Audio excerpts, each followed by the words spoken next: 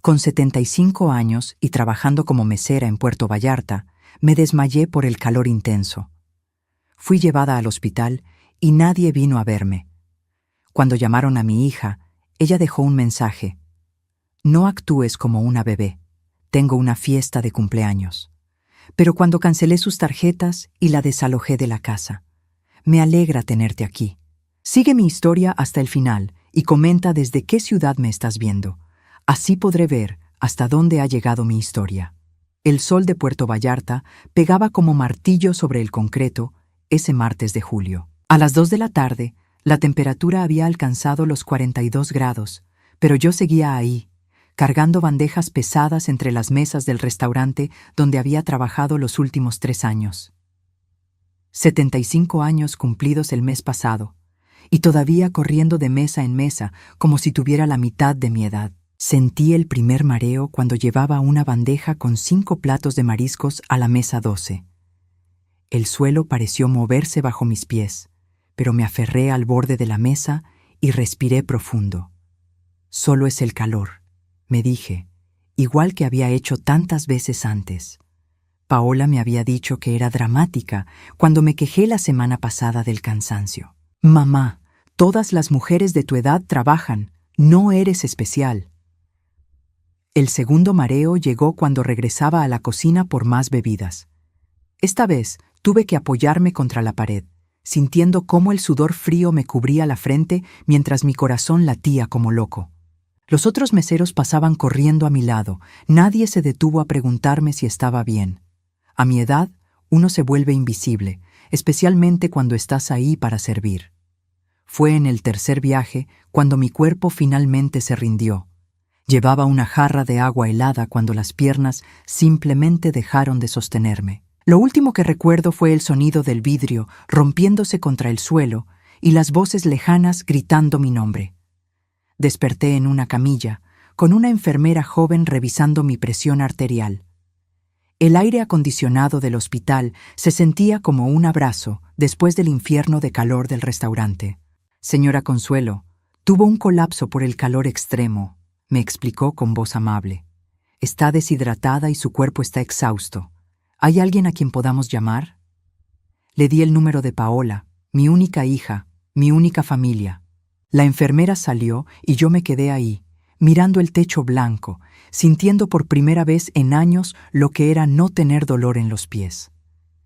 45 minutos después, la enfermera regresó con una expresión extraña en el rostro. Señora, hablé con su hija, dijo, evitando mi mirada. Ella dice que no puede venir ahora porque tiene una fiesta de cumpleaños y que no actúe como un bebé. Las palabras cayeron sobre mí como cubetas de agua fría. Por un momento pensé que había escuchado mal, que tal vez la enfermera había confundido los mensajes. Pero la expresión incómoda en su cara me confirmó que había escuchado perfectamente. ¿Eso dijo? ¿Exactamente esas palabras? Pregunté, aunque ya conocía la respuesta. La enfermera asintió lentamente. También dijo que usted tiende a exagerar las cosas y que probablemente estará bien para mañana. Sentí algo quebrarse dentro de mi pecho, algo que había estado agrietándose durante años, pero que finalmente se rompió por completo. No era mi corazón.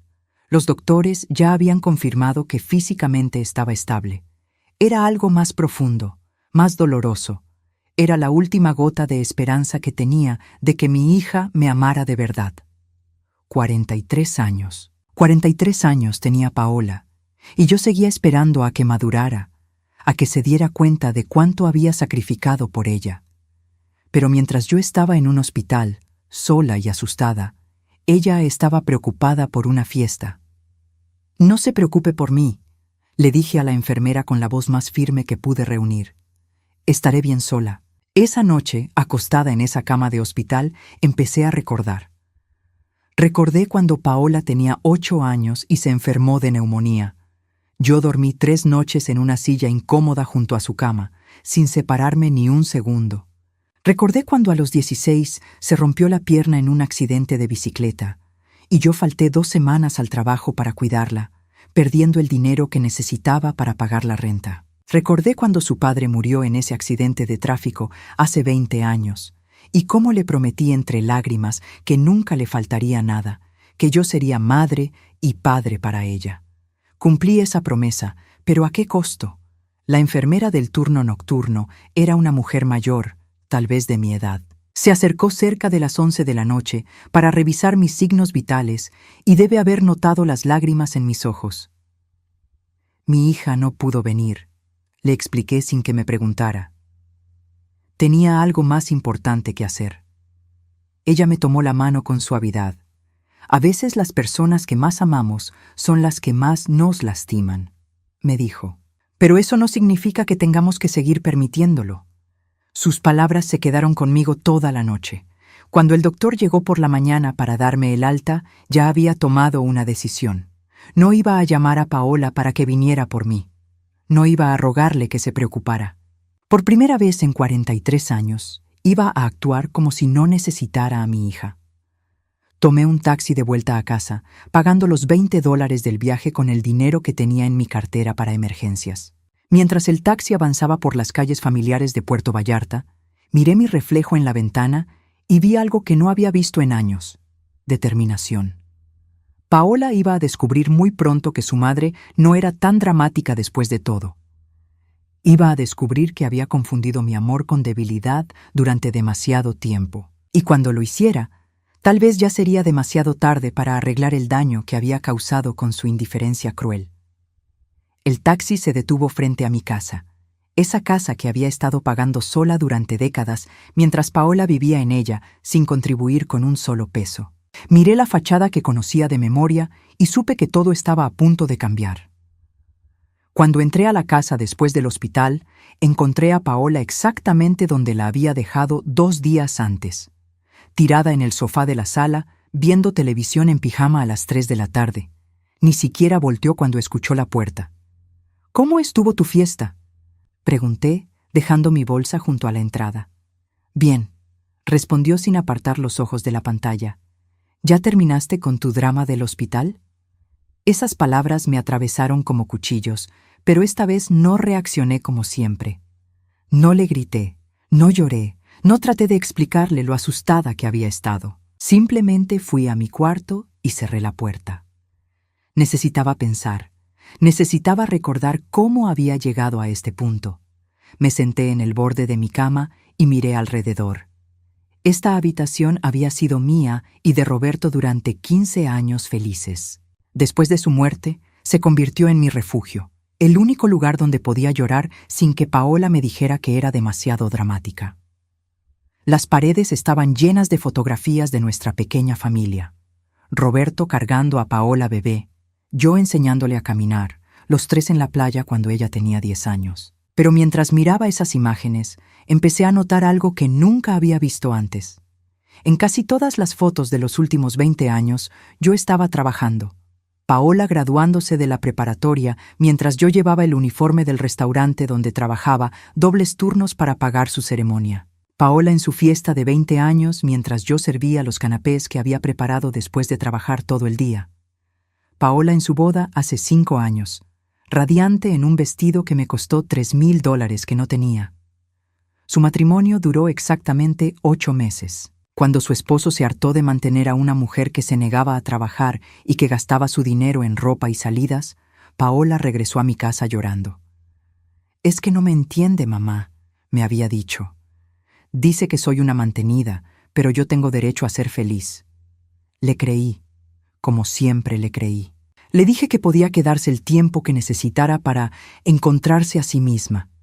Eso fue hace 4 años, y desde entonces no había movido ni un dedo para conseguir trabajo o contribuir con los gastos de la casa.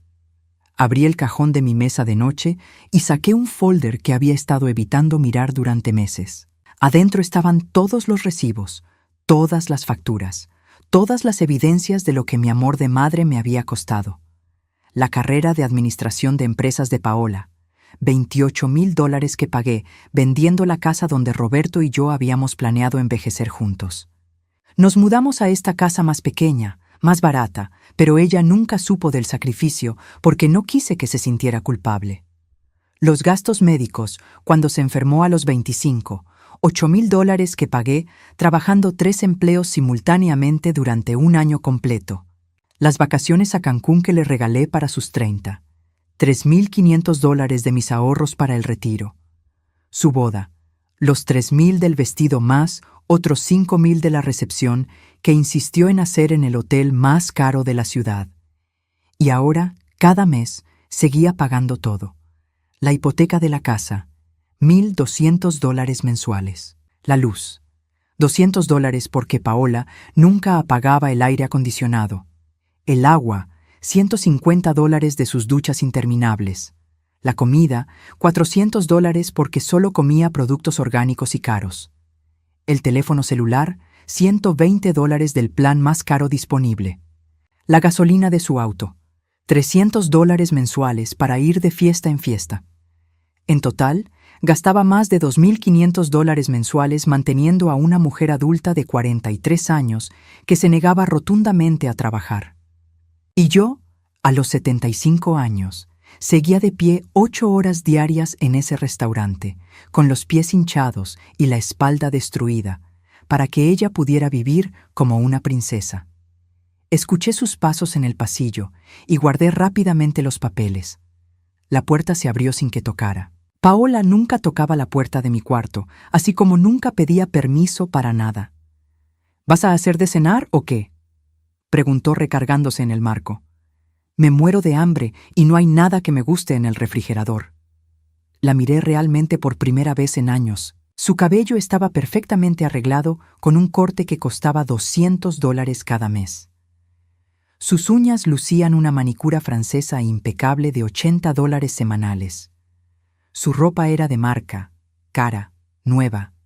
Se veía descansada, relajada, sin una sola preocupación en el mundo.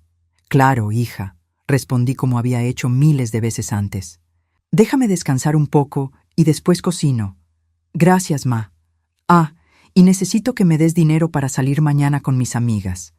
Carmen cumple años y vamos a ir a ese restaurante nuevo en el centro.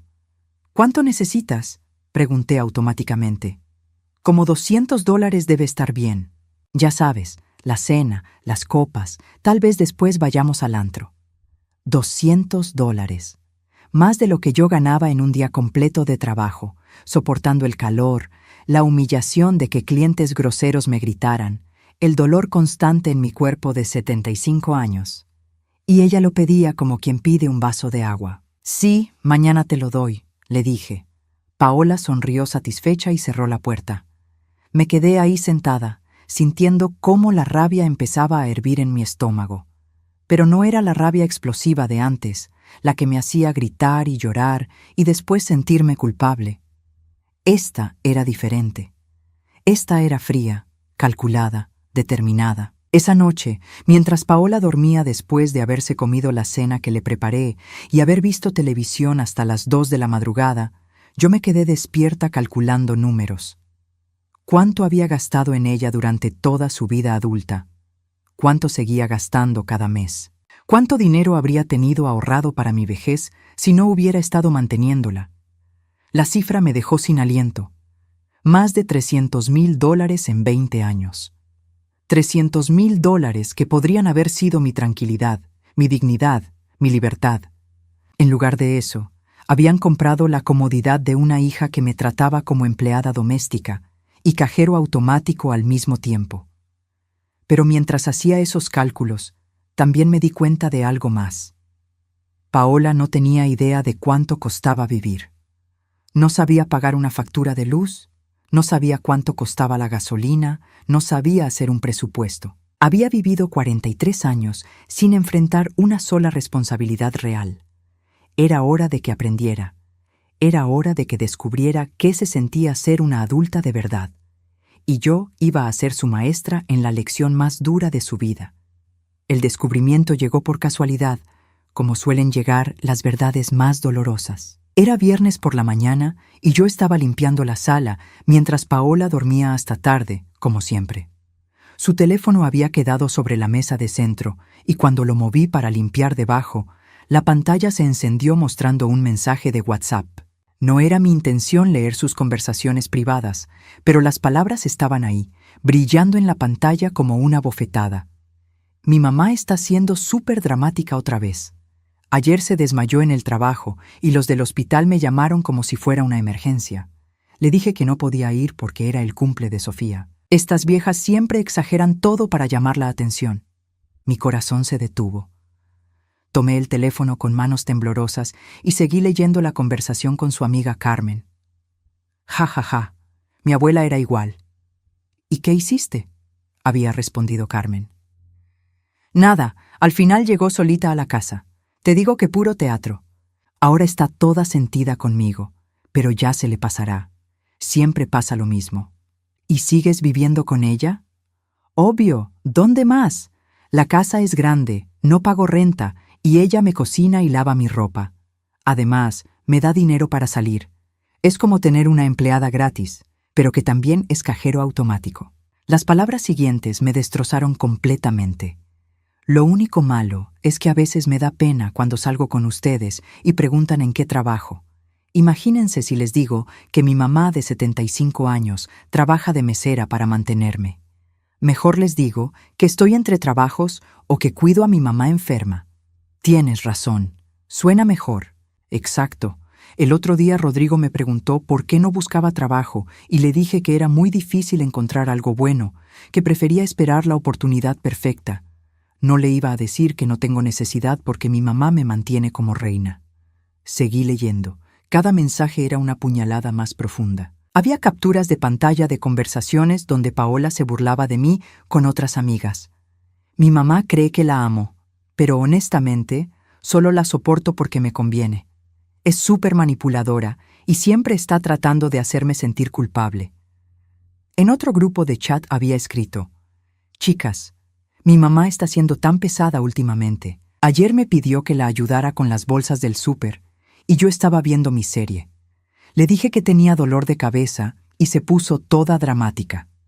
Luego me pidió que lavara mis platos y le dije que después lo hacía. Obvio no los lavé, y cuando llegué de la fiesta ya estaban limpios. Estas madres nunca aprenden. Pero lo peor vino después. Encontré una conversación de hacía 3 semanas donde una amiga le preguntaba: ¿No te da culpa que tu mamá trabaje tan duro a su edad solo para mantenerte? La respuesta de Paola me heló la sangre. Para nada. Ella decidió tenerme. Yo no le pedí nacer. Es su responsabilidad mantenerme hasta que yo decida hacer mi vida. Además, ¿qué más va a hacer con su dinero? No tiene esposo, no tiene otros hijos, no tiene nietos. Yo soy todo lo que tiene. Es normal que gaste su dinero en mí. Dejé caer el teléfono sobre el sofá, sintiendo cómo las piernas me temblaban. 43 años. 43 años había vivido mi hija pensando que yo era su empleada personal, que mi único propósito en la vida era servirle y mantenerla. Y lo peor de todo era que tenía razón en una cosa.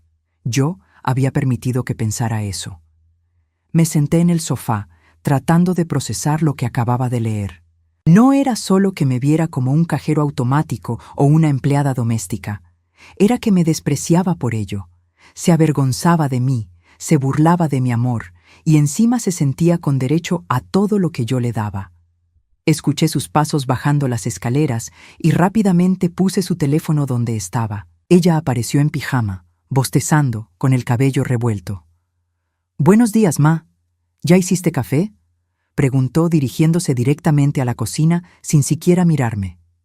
«Sí, está en la cafetera», respondí con voz neutra. Se sirvió una taza y regresó a la sala, tirándose en el sofá donde yo había estado limpiando. «Ay, qué pereza me da este día. Creo que mejor me quedo en casa viendo películas». La miré detenidamente. Era una mujer adulta, saludable, inteligente, perfectamente capaz de trabajar y mantenerse sola.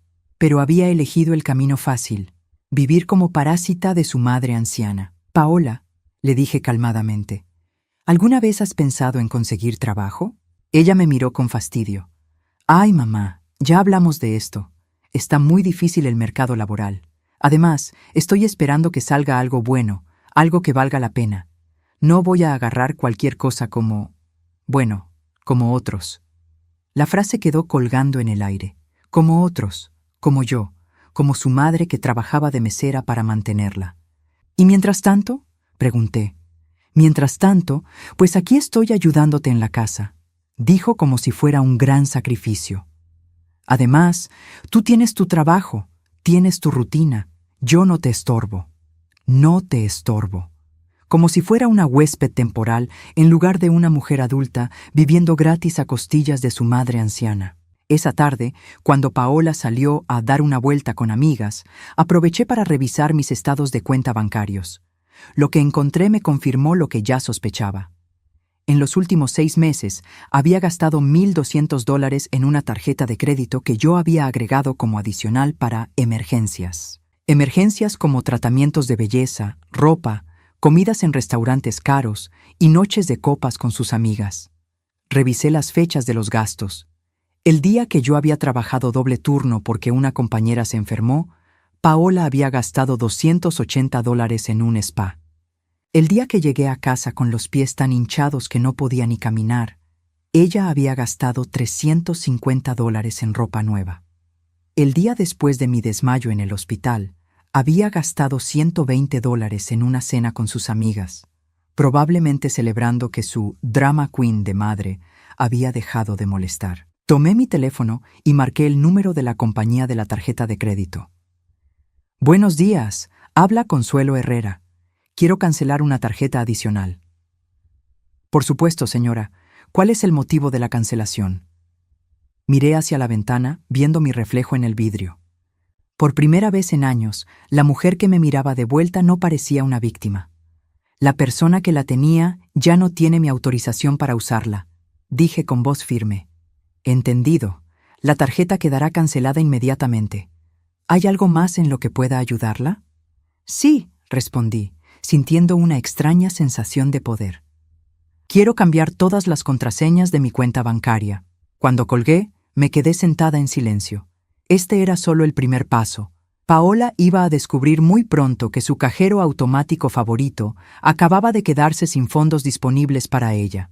Y cuando eso pasara, finalmente iba a conocer a la verdadera Consuelo, no a la mujer débil y manipulable que había creído que era su madre. Los siguientes días fueron los más extraños de mi vida. Por fuera, todo seguía igual.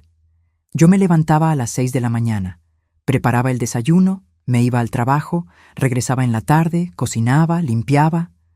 Paola seguía durmiendo hasta tarde, viendo televisión, saliendo con amigas, pero por dentro algo había cambiado radicalmente.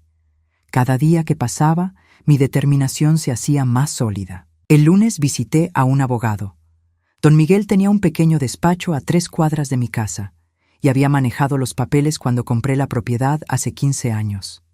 Era un hombre mayor, de mi generación, que entendía las complejidades de las familias mexicanas. Doña Consuelo, me dijo después de escuchar mi situación, legalmente, usted tiene todo el derecho de desalojar a su hija. La casa está a su nombre. Ella no paga renta y ya es mayor de edad desde hace muchos años. ¿Qué necesito hacer?, pregunté, sintiendo mariposas en el estómago. Primero, debe darle un aviso por escrito de 30 días. Después de eso, si no se va voluntariamente, podemos proceder con el desalojo legal. Se quitó los lentes y me miró con comprensión. ¿Está segura de que quiere hacer esto? Es su hija, después de todo. Don Miguel, le dije, mi hija tiene 43 años y nunca ha pagado una sola factura en su vida. Yo tengo 75 años y sigo trabajando para mantenerla. ¿Le parece justo? Él negó con la cabeza. Para nada, doña. He visto muchos casos como el suyo. A veces el amor de madre se confunde con permitir que nos utilicen. Salí del despacho con los papeles del desalojo en mi bolsa, sintiendo una mezcla de terror y liberación. Pero antes de llegar a casa, hice otra parada que llevaba planeando desde el fin de semana: el banco. Quiero abrir una cuenta nueva, le dije a la ejecutiva, una cuenta donde solo yo tenga acceso. Durante años, Paola había tenido acceso a mi cuenta principal. No como titular, pero sí sabía mis contraseñas, conocía mis movimientos y prácticamente manejaba mi dinero como si fuera suyo. Eso se acababa hoy. También quiero que transfieran todo mi dinero a esta cuenta nueva, continué. Y quiero cambiar el banco donde depositan mi sueldo. ¿Está segura, señora? Estos cambios pueden tomar unos días en procesarse. Estoy completamente segura. Esa noche, Paola llegó tarde como siempre, riéndose por teléfono con alguna amiga.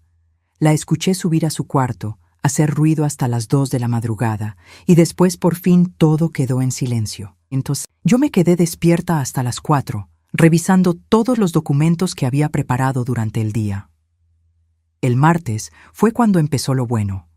Paola bajó a desayunar como siempre, pero esta vez encontró algo diferente en la mesa junto a su café, una hoja de papel impresa.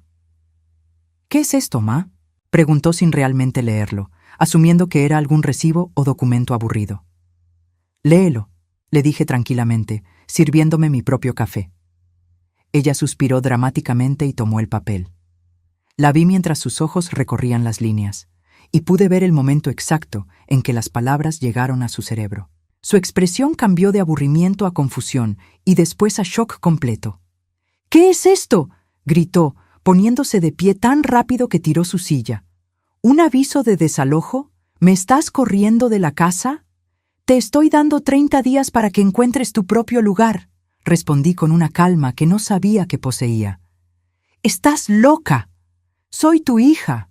No puedes correrme de mi propia casa». «Esta no es tu casa, Paola, es mi casa. Yo la compré, yo pago la hipoteca, yo pago todos los gastos. Y después de 43 años, creo que ya es hora de que tengas tu propia casa». Paola se quedó parada ahí, con la boca abierta, como si le hubiera dicho que la tierra era plana. Era obvio que nunca había considerado la posibilidad de que yo le dijera que no a algo. «No puedes hacerme esto», dijo, y por primera vez en años, su voz sonaba asustada en lugar de demandante. «¿Dónde voy a vivir? ¿Cómo voy a pagar renta? No tengo trabajo». «Supongo que vas a tener que conseguir uno», respondí, tomando un sorbo de mi café. «Mamá, no puedes estar hablando en serio». «Nunca he hablado más en serio en mi vida». Paola empezó a caminar de un lado a otro de la cocina, jalándose el cabello. «Esto es una locura. Estás teniendo una crisis de los 70. Necesitas ayuda psicológica. Lo que necesitaba era haber hecho esto hace 20 años. No tienes derecho. Soy tu hija. Me debes todo. Yo no pedí nacer». Ahí estaba, finalmente. La verdad que había estado leyendo en sus mensajes había salido directamente de su boca. Yo le debía todo simplemente por existir. «Tienes razón», le dije, levantándome de la mesa. «Tú no pediste nacer. Pero yo tampoco pedí ser tu esclava personal durante 43 años». Paola se quedó en shock. Nunca me había escuchado hablar así. En todos estos años siempre había cedido a sus berrinches, siempre había suavizado mis palabras, siempre había puesto sus sentimientos antes que los míos. «No puedes hacer esto», susurró. «No tienes corazón». «Tengo corazón», respondí, recogiendo mi bolsa para irme al trabajo. «Por eso te estoy dando 30 días en lugar de echarte hoy mismo». El miércoles, Paola intentó una estrategia diferente. Cuando llegué del trabajo, encontré la casa inmaculada. Había limpiado todo, había puesto flores frescas en la mesa y hasta había intentado cocinar la cena. También había preparado un discurso. «Mamá, he estado pensando en lo que dijiste», comenzó con voz dulce, la misma voz que usaba cuando era niña y había hecho algo malo. «Tienes razón, he sido muy egoísta. Mañana mismo voy a empezar a buscar trabajo y mientras tanto voy a ayudar más en la casa. Vamos a hacer esto juntas, como equipo». Por un momento, solo un momento, sentí la familiar punzada de culpa. Esta era mi hija, después de todo, mi única hija. Tal vez si le daba una oportunidad más. Pero entonces recordé los mensajes que había leído. Recordé cómo me había llamado cajero automático y empleada gratis. Recordé que se avergonzaba de mí. Recordé las 43 años de tomar ventaja de mi amor. «El aviso de desalojo sigue en pie», le dije simplemente. Su máscara de dulzura se resquebrajó inmediatamente. «Después de todo lo que hice hoy, limpié toda tu maldita casa». «Mi casa», la corregí. Y gracias por limpiarla. Era lo mínimo que podías hacer después de vivir en ella gratis durante 4 años. El jueves intentó el chantaje emocional. Lloró, me dijo que yo era la única familia que tenía, que sin mí se quedaría en la calle, que cómo podía ser tan cruel con mi propia sangre. Me recordó todos los momentos bonitos que habíamos compartido cuando era niña, todas las veces que me había dicho que me amaba. Pero yo ya no era la misma mujer que había criado a esa niña. Esa mujer habría cedido, habría sentido culpa, habría cancelado el desalojo y habría vuelto a ser la víctima de siempre. «Tienes 26 días», le dije. El viernes llegó con una sorpresa que no había anticipado. Paola había estado tan ocupada con sus dramas que no se había dado cuenta de que ya no tenía acceso a mi dinero, hasta que trató de usar la tarjeta de crédito para salir con sus amigas y le fue rechazada en el restaurante. Llegó a casa furiosa, gritando desde la puerta. «La tarjeta no funciona. Las cajeras me dijeron que estaba cancelada. Me hiciste quedar en ridículo frente a mis amigas». «La cancelé el lunes», le dije sin levantar la vista del libro que estaba leyendo. «¿Qué? No puedes hacer eso. Esa tarjeta es mía». Esa tarjeta estaba a mi nombre, en mi cuenta, con mi dinero, y ahora está cancelada. Paola se quedó ahí parada, respirando pesadamente, finalmente entendiendo que esto no era una rabieta temporal de mi parte. Esto era real. «¿Qué voy a hacer?», preguntó, y por primera vez en décadas sonaba como una persona que finalmente entendía que tenía un problema. «Supongo que lo mismo que hace el resto de la humanidad», respondí. «Trabajar». Esa noche, por primera vez en años, dormí profundamente. No me despertaron los ruidos de Paola llegando tarde. No me quedé preocupada pensando en cómo iba a pagar sus gastos del mes siguiente. Solo dormí, sabiendo que había tomado el control de mi propia vida después de tanto tiempo de habérsela entregado a alguien que nunca la había valorado. El sábado por la noche, todo explotó. Paola había pasado una semana completa tratando de encontrar alguna forma de hacer que yo cambiara de opinión, pero nada había funcionado. Sus súplicas, sus promesas, sus lágrimas, su chantaje emocional, todo había rebotado contra la nueva versión de mí que había emergido después de aquella noche en el hospital. Llegó a casa pasadas las 2 de la madrugada, y por el ruido que hacía al caminar, era obvio que había estado bebiendo, mucho. Escuché cómo subía las escaleras tropezándose, maldiciendo entre dientes, tirando cosas. Parte de mí quería levantarme a asegurarme de que estuviera bien, como había hecho durante décadas. Pero me quedé en mi cama, escuchando. Unos minutos después, mi puerta se abrió de golpe. Paola estaba ahí parada en el marco, balanceándose ligeramente, con los ojos vidriosos y la cara desencajada por la rabia y el alcohol. «Necesitamos hablar», dijo con voz pastosa, encendiendo la luz de mi cuarto sin preguntarme. Me senté en la cama, completamente despierta ahora. «Son las 2 de la mañana, Paola». «¡Me vale madres qué hora sea!», gritó, entrando al cuarto y cerrando la puerta tras de sí. «Esto se acaba aquí. No puedes correrme de mi casa». «Es mi casa», repetí por enésima vez esa semana. «No me importa de quién sea la pinche casa». Su voz se quebró y pude ver las lágrimas mezclándose con el maquillaje corrido. «Soy tu hija. Soy lo único que tienes. Sin mí vas a morir sola como una perrita abandonada». Las palabras me dolieron, como estaba diseñado que dolieran, pero ya no tenían el mismo poder sobre mí. Si estar sola significa no tener que mantener a una mujer adulta que me desprecia, le dije calmadamente, entonces prefiero morir sola. «Yo no te desprecio», gritó, pero sus ojos me decían otra cosa. «Te amo. Eres mi mamá». «Leí tus mensajes, Paola». Se quedó congelada. Por un momento, el alcohol pareció evaporarse de su sistema mientras procesaba lo que acababa de decir. «¿Qué mensajes?», susurró. «Los mensajes donde le dices a tus amigas que soy tu cajero automático y tu empleada gratis. Los mensajes donde dices que te da pena admitir que tu mamá de 75 años trabaja para mantenerte. Los mensajes donde te burlas de mis dramas cuando me desmayé en el hospital. Su cara se puso completamente blanca. Abrió y cerró la boca varias veces, como un pez fuera del agua. Finalmente, logró articular. Yo estaba enojada. No lo decía en serio. Lo decías completamente en serio. ¿Y sabes qué, Paola? Al menos en esos mensajes eras honesta. Por primera vez en tu vida adulta, dijiste la verdad sobre lo que realmente piensas de mí. Las lágrimas empezaron a correr por sus mejillas, pero esta vez no me conmovieron. Había llorado demasiadas veces frente a mí durante esa semana, y ya había aprendido a distinguir entre lágrimas genuinas y lágrimas de manipulación. Mamá, por favor, sollozó. Yo no quería decir esas cosas. Estaba hablando con mis amigas, ya sabes cómo es. A veces una exagera. ¿Exageras cuando dices que te da pena que trabaje de mesera para mantenerte? ¿Exageras cuando dices que me ves como una empleada que también es cajero automático? Paola se desplomó en el piso, llorando dramáticamente. No puedes echarme. No tengo a dónde ir. No tengo dinero. No tengo trabajo. Tienes 43 años, Paola. Tienes una carrera universitaria que yo pagué. Tienes 2 brazos, 2 piernas y un cerebro que funciona perfectamente bien. Lo único que no tienes es la voluntad de usarlos. Está muy difícil conseguir trabajo. No es tan fácil. ¿Sabes que tampoco es fácil?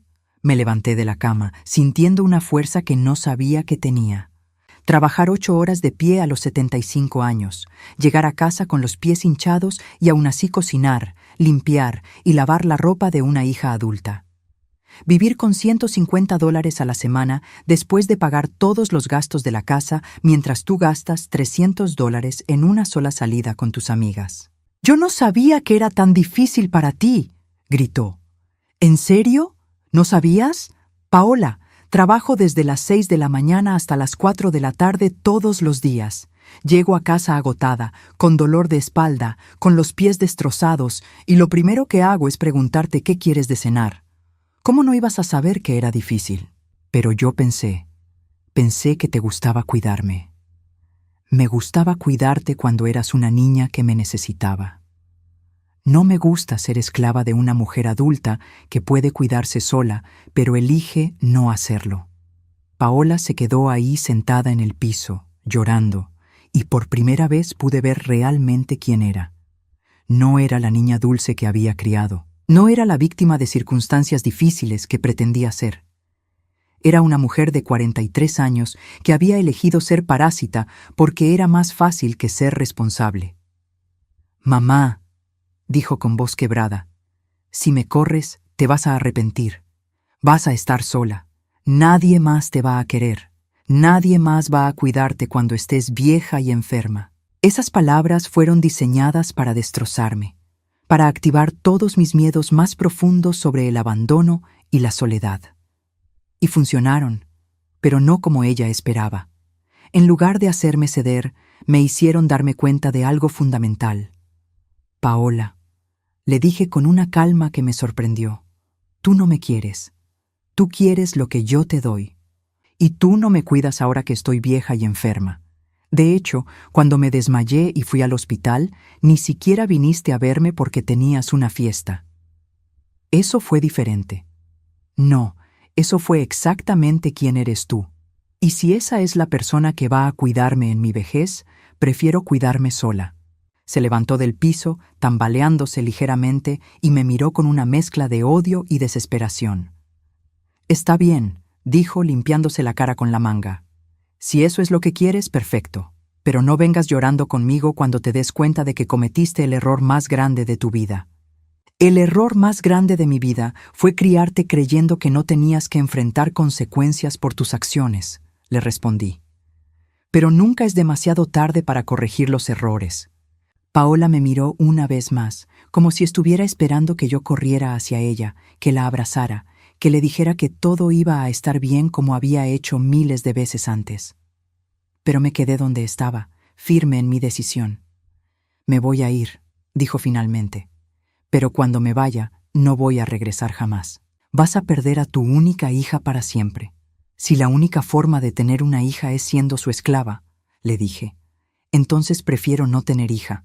Paola salió de mi cuarto azotando la puerta. La escuché moverse por la casa, tirando cosas, maldiciendo, probablemente empacando algunas pertenencias. No salí de mi cuarto, no fui a calmarla. No traté de arreglar las cosas como había hecho durante toda mi vida. Me quedé ahí sentada en mi cama, sintiendo algo que no había sentido en décadas: paz. Por primera vez en 43 años, no estaba preocupada por los sentimientos de Paola, por sus necesidades, por su bienestar. Estaba pensando en mí misma, en mi propia vida, en mi propio futuro. Escuché cuando su auto arrancó en la entrada y se alejó en la noche. No sabía a dónde había ido, probablemente a casa de alguna amiga que le permitiría quedarse unos días mientras se lamentaba de lo cruel que era su madre. Pero por primera vez en mi vida, sus problemas eran solo suyos, no míos. Me acosté nuevamente y cerré los ojos. Mañana sería el primer día del resto de mi vida, una vida donde las decisiones serían mías, donde mi dinero sería mío, donde mi tiempo sería mío. Y por primera vez en décadas, ese pensamiento no me daba miedo, me daba esperanza. 6 meses después de esa noche, me despierto cada mañana en una casa que por fin se siente como mi hogar. No hay ropa tirada en la sala, no hay platos sucios esperándome en el fregadero. No hay televisión a todo volumen hasta las 2 de la madrugada. El silencio que una vez me aterró se ha convertido en mi compañía más preciada. Paola se fue esa noche de tormenta y no regresó. Durante las primeras semanas, me llegaban reportes indirectos a través de conocidos mutuos: que estaba quedándose con una amiga, que había conseguido un trabajo de medio tiempo en una tienda, que decía que yo me había vuelto loca y cruel en mi vejez. Al principio, cada noticia me dolía como una herida abierta, pero gradualmente el dolor se transformó en algo diferente: alivio. La primera gran decisión que tomé fue dejar el trabajo en el restaurante. No por capricho o porque pudiera darme el lujo de no trabajar, sino porque finalmente pude hacer las cuentas correctas. Sin los gastos de Paola, mi pensión de jubilación de $700 mensuales más mis pequeños ahorros eran suficientes para mantenerme cómodamente. Por primera vez en mi vida adulta, mi dinero era solo mío. El gerente del restaurante, don Carlos, se sorprendió cuando le di mi aviso. «Doña Consuelo, usted es una de nuestras mejores empleadas. ¿Está segura de que quiere irse?» «Don Carlos», le dije, «he trabajado desde los 17 años. Tengo 75 años y finalmente puedo permitirme el lujo de descansar». Se despidió de mí con un abrazo y me deseó lo mejor. Mis compañeras de trabajo, mujeres que habían visto mi lucha diaria durante años, entendieron perfectamente mi decisión. «Ya era hora, doña Consuelo», me dijo María, una de las meseras más jóvenes. «Usted se merece disfrutar su vida». Con mi tiempo libre, redescubrí pasiones que había enterrado durante décadas. Volví a leer, algo que había amado en mi juventud, pero que había abandonado porque nunca tenía un momento de paz. Me inscribí en un grupo de lectura en la biblioteca local, donde conocí a otras mujeres de mi edad que, como yo, habían dedicado sus vidas a cuidar a otros y finalmente estaban aprendiendo a cuidarse a sí mismas. También volví a cocinar por placer, no por obligación. Durante años, cocinar había sido una tarea más en mi lista interminable de responsabilidades hacia Paola. Ahora, preparaba comidas pequeñas y deliciosas solo para mí, experimentando con recetas que siempre había querido probar, pero que sabía que ella no aprobaría. Una tarde de octubre, mientras regaba las plantas en mi pequeño jardín trasero, escuché que alguien tocaba a la puerta. Mi corazón se aceleró por un momento, pensando que podría ser Paola. Pero cuando abrí, encontré a doña Carmen, mi vecina de al lado, con una sonrisa cálida y una taza de café en la mano. «Consuelo, ¿tienes tiempo para platicar? He estado queriendo hablar contigo desde hace semanas». Nos sentamos en mi pequeña sala, esa misma sala que antes estaba siempre desordenada por las cosas de Paola y ahora lucía ordenada y acogedora con plantas nuevas y cojines coloridos que había comprado para mí. «Se ve muy diferente aquí», me dijo Carmen, mirando alrededor. «Se siente más pacífico». «Es pacífico», le respondí, sirviéndole más café. «Por primera vez en décadas, es realmente pacífico». Carmen asintió con entendimiento. Ella también había criado hijos, aunque los suyos se habían independizado exitosamente años atrás. ¿Sabes qué me da más gusto de verte así?, me preguntó. Que por fin te ves como una mujer que vive para sí misma, no para alguien más. Tenía razón. En estos meses había redescubierto quién era Consuelo, más allá de ser la madre de Paola. Era una mujer que disfrutaba las mañanas tranquilas con su café, que leía novelas hasta tarde, que cuidaba plantas, que tenía opiniones propias sobre política y arte, que se reía genuinamente por primera vez en años.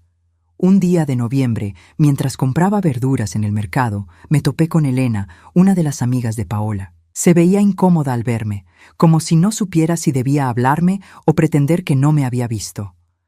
«Doña Consuelo», me dijo finalmente, acercándose con cautela. «¿Cómo está usted?» «Muy bien, Elena. ¿Y tú?» «Bien, bien». Hizo una pausa, claramente queriendo decir algo más.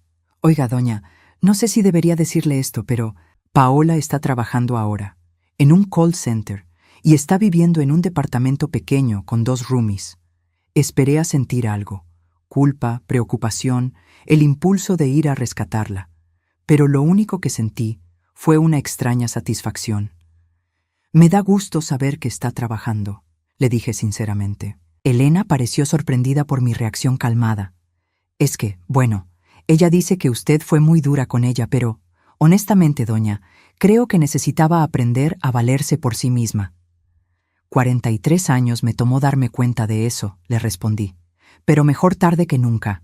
Esa conversación me confirmó algo que había empezado a sospechar. Paola estaba bien. No había muerto, no estaba en la calle, no había caído en desgracia. Simplemente había hecho lo que debería haber hecho décadas atrás, empezar a actuar como una adulta responsable. En diciembre decidí hacer algo que nunca había hecho en mi vida: viajar sola. Tenía ahorros suficientes para un viaje pequeño, y siempre había querido conocer Oaxaca.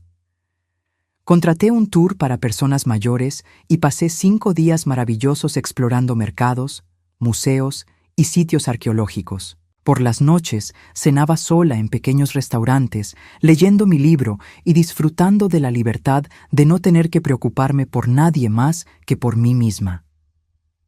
Fue en ese viaje donde conocí a Esperanza, una mujer de 72 años de Ciudad de México que, como yo, había decidido empezar a vivir para sí misma después de décadas de sacrificio. ¿Sabes cuál es el problema con nosotras las mujeres mexicanas?, me dijo una noche mientras tomábamos té en el hotel.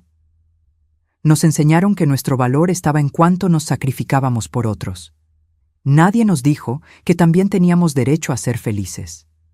Regresé de Oaxaca transformada. No solo había disfrutado cada momento del viaje, sino que había demostrado algo importante. Podía ser feliz sola.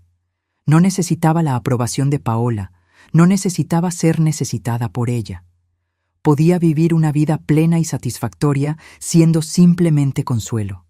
La Navidad llegó sin drama por primera vez en años. No tuve que cocinar para 20 personas, no tuve que comprar regalos caros que no podía costear.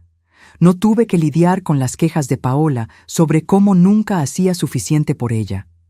En lugar de eso, pasé la víspera de Navidad con Carmen y su familia, llevando un postre que había hecho con amor y sin presión. En enero, exactamente un año después de mi colapso en el restaurante, hice algo simbólico. Doné toda la ropa que Paola había dejado en la casa. Vestidos caros que yo había pagado, zapatos que nunca había usado 2 veces, accesorios que había comprado compulsivamente con mi dinero. Todo fue a una organización benéfica que ayudaba a mujeres trabajadoras de bajos recursos a conseguir ropa apropiada para entrevistas de trabajo. Mientras empacaba esas cosas, encontré una fotografía que se había caído detrás del tocador de Paola. Era una foto nuestra de cuando ella tenía 5 años. Estábamos en la playa, ella sobre mis hombros, ambas riendo genuinamente. Por un momento sentí una punzada de nostalgia por esa niña dulce que había criado con tanto amor. Pero entonces recordé que esa niña había crecido y había elegido convertirse en una mujer que me veía como su empleada personal. El amor que había sentido por la niña de la fotografía no me obligaba a tolerar el abuso de la adulta en la que se había convertido. Guardé la fotografía en una caja con otros recuerdos de su infancia, pero no en un lugar prominente. Era parte de mi pasado, pero ya no definiría mi futuro. Ahora, mientras escribo esto en mi pequeño estudio que antes era el cuarto de huéspedes, puedo decir con certeza que tomé la decisión correcta. Mi vida a los 76 años es mejor de lo que había sido en décadas. No porque tenga más dinero o menos responsabilidades, sino porque finalmente aprendí algo fundamental. El amor propio no es egoísmo, es supervivencia. Algunas mañanas, cuando me despierto en mi casa silenciosa y ordenada, pienso en Paola. Me pregunto si habrá aprendido a valorar lo que tenía cuando lo perdió, si habrá entendido finalmente que el amor no puede existir donde no hay respeto. Pero esos pensamientos son breves, porque tengo cosas más importantes en qué pensar. ¿Qué libro voy a leer hoy? ¿Qué voy a cocinar para el almuerzo? ¿Si voy a caminar por el parque o trabajar en mi jardín? Por primera vez en mi vida, mis días me pertenecen completamente. Y esa libertad, esa dignidad recuperada, vale más que cualquier cantidad de amor fingido o respeto obligado. Aprendí que es mejor estar sola con dignidad que acompañada por alguien que te desprecia. Y esa lección, aunque llegó tarde, llegó a tiempo para permitirme vivir mis últimos años con la paz que siempre me había merecido, pero nunca me había dado el valor de reclamar.